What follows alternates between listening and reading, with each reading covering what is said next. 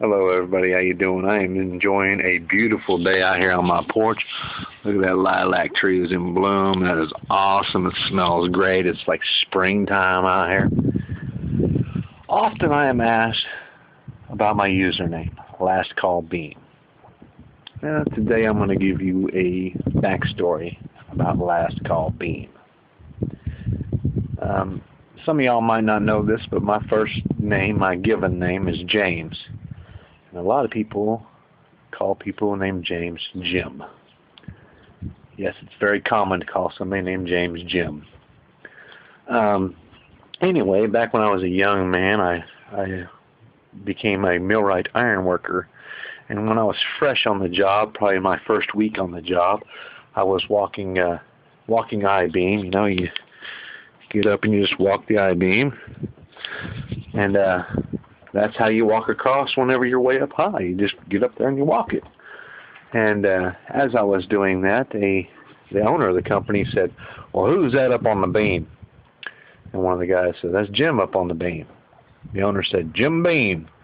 And from that day on, it stuck. And I worked for that company for quite a few years, and that name stuck with me. And that name stuck with me everywhere, not just on the job site. It was everywhere. Everywhere I went, people would call me Jim Beam. Whenever they would card me at the bar, they would say, "Well, this ain't you. You got a fake ID, Jim Beam?" I'm like, "No, my name's really not Jim Beam, you know." But it was hard to convince people that my name wasn't Jim Beam. Whenever I started driving a truck full time, I'd been around CBs my entire life, so I'd had many CB handles. But whenever I started driving a truck full time, whenever I was driving a truck, learning how to drive a truck, I got the CB handle Buford, as in Buford Pusser, the Tennessee sheriff who the movie Walking Tall was made after. They called me Buford because I always thought it was because I was walking tall. Later I found out it was because I was soft-spoken, but I got the job done. So anyway, they called me Buford, so that was all right. But after I'd been a millwright for so many years, an iron worker, and been called Jim Beam for so many years, when I started driving a truck, so I, always doing them radio anthems, where I'm out there, and I just put Jim Beam on the end of it. And a couple of truck drivers heard it that I still talk to today. Well, I still talk to one of the guy. Another guy that I was real good friends with driving truck back in those days, he's passed on. But anyway, Jim Beam stuck, and it caught on. And pretty soon my family, who'd been calling me Buford and a few other things, they started calling me Jim Beam. So back whenever I first started my lastcallbeam YouTube channel, I owned my own trucking company, and my trucking company was called Last Call Trucking. It's the last call you're going to make to haul your freight. The last call you'll make to haul your freight.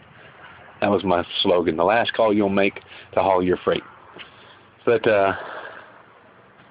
yeah, the last call. So then I just took Last Call from my company name and Beam from my CB handle, lastcallbeam, put it on there, and in 2008 I registered that name to YouTube, and I've been that ever since. But yeah, nowadays I kind of wish I would have just used Fletch way back in the day, so people would have known, because I did some real remarkable stuff as an iron worker and millwright. Traveled all over the world, and I did some really cool stuff. And the people who back then, that think about it now, probably like Jim Beam, or people that are trying to find me on Facebook might be looking for Jim Beam instead of for Fletch, But yeah, it's pretty cool, I guess, But that's how I came up with lastcallbeam.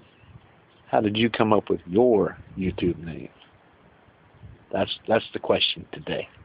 How did you come up with your YouTube name? Leave a comment in the sock box, or the sock drawer. Sock box. That kind of sounds better than sock drawer, but yeah, I'm going to keep it sock drawer. Leave a comment in the sock drawer below, and let me know how you came up with your YouTube name. And until then, Y'all be real. What a day for a daydream. What a day for a daydreaming fool.